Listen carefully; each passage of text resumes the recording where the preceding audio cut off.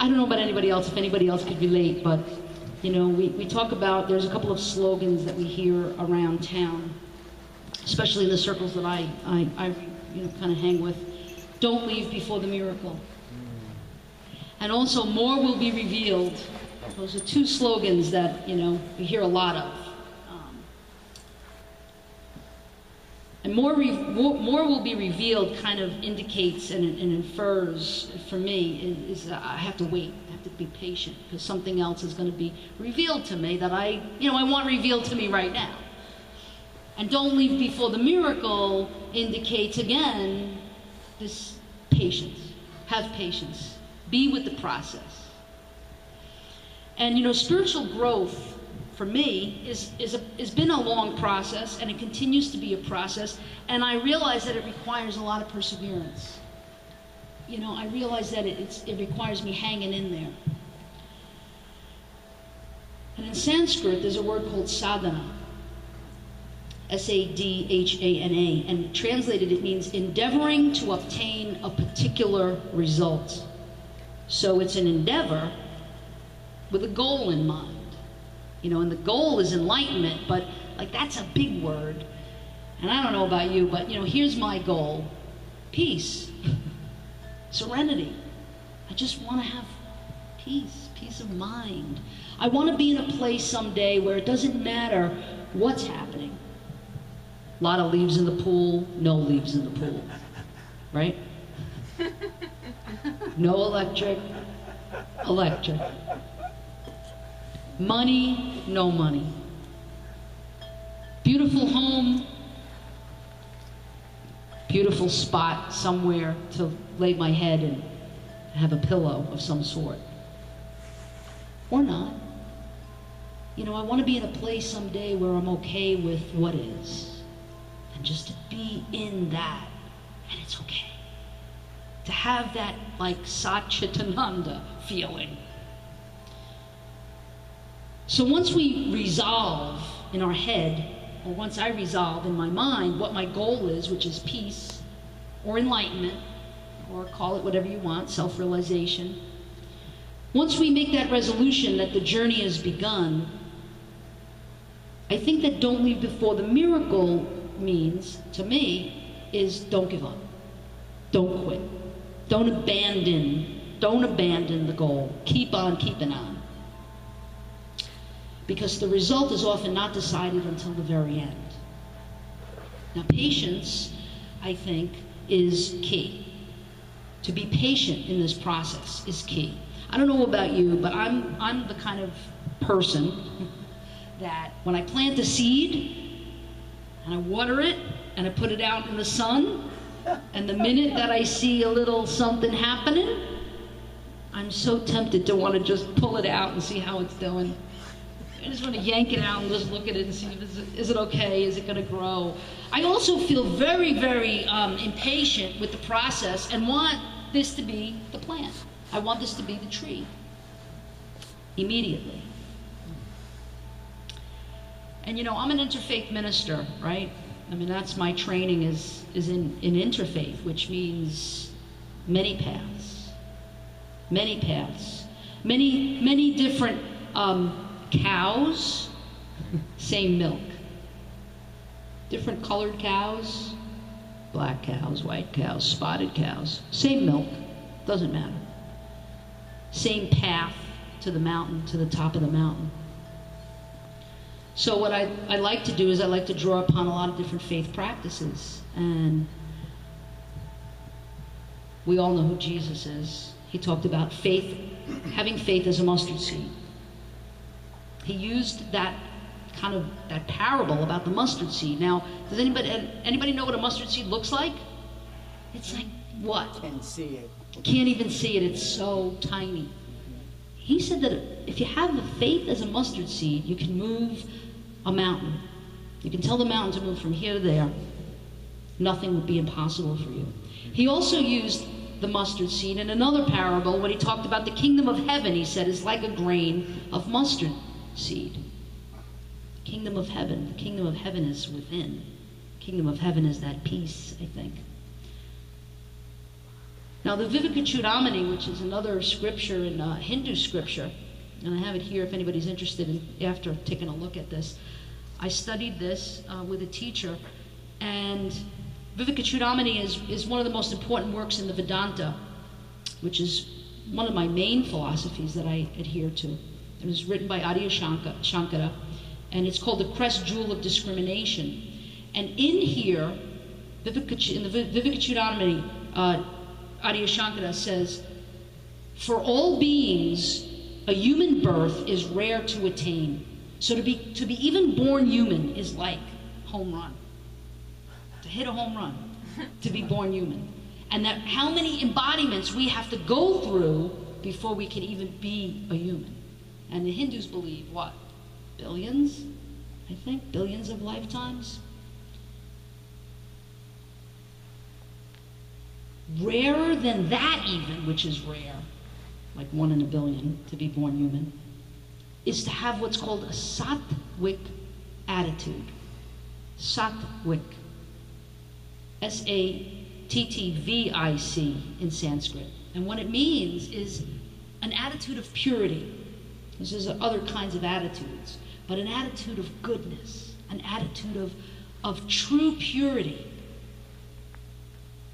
Can anybody relate, like how rare it is to even meet people like that? And when you meet people like that who are pure and loving and kind and sweet and gentle, you're moved by it. You remember it because it's rare. Rarer still is to be able to live in the path of what's called wise law or wisdom, and to be established in truth. So what this opening verse of Vivekachudamani for me wakes us up to is how hard it is to reach the truth. Because first you have to be born a human, they're saying. And so good luck with that. The first step is to be born human. The next is to live an attitude of purity and love and joy. And then to live the wise path, which is a hard path. Now there's another slogan that I've heard around town in some of my circles, which is the road narrows. The road narrows. Either we're living in that love and light, or we're not. There's kind of like no in between about it.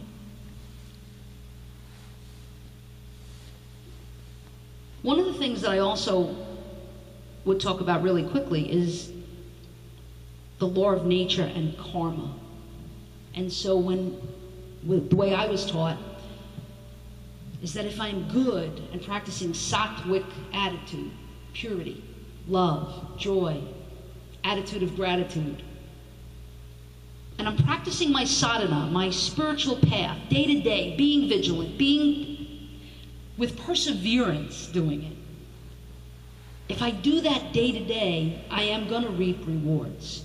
So the law of karma is like sowing a seed, like a mustard seed, and then bearing fruit.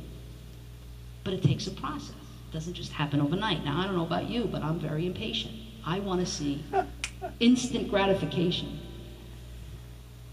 You know, I want to do my meditation in the morning. I want to say my prayer. I want to light my candle, do my incense. And then I want everything to be okay after that. You know, immediately. And then I'm not. And then something happens, like there's wind. There's wind overnight, and there's leaves in the pool. And I just got finished last week cleaning the pool thoroughly. And I'm immediately not in the place that I want to be spiritually. You know, I'm on this spiritual path and this spiritual journey that I'm on, which is wonderful, and I really am doing my work. But like that, I can lose it. Like I feel like I lose it anyway, you know, and then I have an attitude and I'm mad, and instead of being in, wow, the wind didn't take my roof off my house, attitude of gratitude that I even have a house, that I even have a roof, that I have a pool that can get dirty. You see where I go? I immediately go to the place of negativity. So I get frustrated with myself. But the good news is that I've got this kind of built-in spiritual GPS system that feels like I immediately know when I need to recalculate my route. I immediately know that I have to make a legal U-turn and get back on track. And get back on track is what? Pray, sage myself, get reminded by others. You know, we give each other reality checks. We poke each other, spiritually poke each other and say, hey, enough already. Get off the pity pot. Let's go. Start doing your work. Now, what's your work? Again, the law of karma, you know, tells us that what we put into this thing, we're going to get out of it.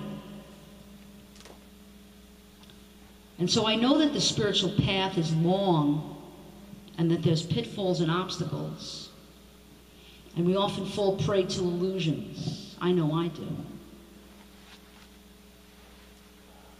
But the good news is, and what I've been told, is that once we're on this path, and once the aperture is opened, and we start to shift our perspective, and we start to see that this spiritual path we're on, it's the right path. We never really lose ground. So that if we have a goal in mind of going from here to New York via 95, right? Why not? Why not? And I'm in the car, and I get on Oakland Park Boulevard, and I'm heading north on 95 to go to New York, because that's where I'm heading. I'm going there. My car is packed. But I realize, oh my God, I left Chris home. I have to go back. I know. What was I thinking? So I have to get off the exit. I have to go back home. It feels like I'm going backwards, right? It feels like I'm off the path. But first of all, they made cars to go in reverse, right, for a reason. Like they made erasers on pencils, right? We make mistakes, but we get up. So I go home and I get Chris, and now we're back on the highway, heading to New York. I say that to say that sometimes I get really, really down on myself for making mistakes, for not acting spiritual, for not acting sattvic, for not acting pure. Sometimes I get really tired of this journey. It feels like it's a lot of vigilance, you know, a lot of perseverance. It feels hard sometimes. And so I know Swamiji would say, why make it hard? Why are you making it so hard? Don't make it hard. Swami Vivekananda says, arise, awake, and stop not till the goal is reached. Practice, practice, practice. Now, the Quran says, be patient. Surely God's promise is true. You know, in recovery we talk about a promise of freedom. And spirituality lets us know that there's a promise that we are going to find inner peace if we keep on keeping on, if we keep doing it, if we don't leave before the miracle. Some other scriptures talk about, in the Christian scriptures, let us not grow weary in well-doing and doing good. For in due season we shall reap if we don't lose heart. In the Yoruban scriptures, I love this one. The snail has no hands, the snail has no feet, yet gently the snail climbs the tree. So to me, that's keep on keeping on, you know. In the Buddhist tradition, they talk about enthusiastic perseverance. I love that. Enthusiastic perseverance. If we have constant diligence, in a sense of joyful perseverance in our spiritual practice, then we never lose ground. And that's the magical part. Because all of our actions, our body, our speech, and our mind become meaningful and purposeful. I was listening the other day to Oprah. She had Deepak on. And Oprah asked Deepak, do you meditate every day? And his first answer was, yes, he does, you know, he has a practice every morning. But then he said, I live in a meditative state. I love that. Living in a meditative state and living prayer. So living prayer in everything we do. And then it doesn't become like homework, but it becomes a practice, a daily practice. So how many times have we all felt that we were awkward or uncomfortable or so tired of doing good or so tired of doing whatever it is, our self-reflective work? We feel tired, we feel bored. Can anybody else relate? You feel like this in your spiritual journey? I'm going to tell you a quick story and end with that, and then open up for dialogue about don't leave before the miracle and how we practice these spiritual principles in all that we do. I was in Denmark, and I was a guest there, so I'd been asked to be there, and they wanted me to go to this banquet after the main speech was done. They wanted me to go to this banquet, and we didn't know anybody, you know, and they didn't speak English. And actually they did speak really well, really good English. But I was in my head, and I was afraid that I didn't know anybody, and I felt that I felt out of place, and I felt awkward. Did you ever feel like that? You don't know anybody, and you have antisocial, like, disorders, and I have. I have neurosis like that, where I don't know how to speak to people, really. Especially in Danish. Especially in Danish. We were hungry, and, you know, we were cold. It was freezing where we were, and it was an hour before the banquet. So in my head, I thought,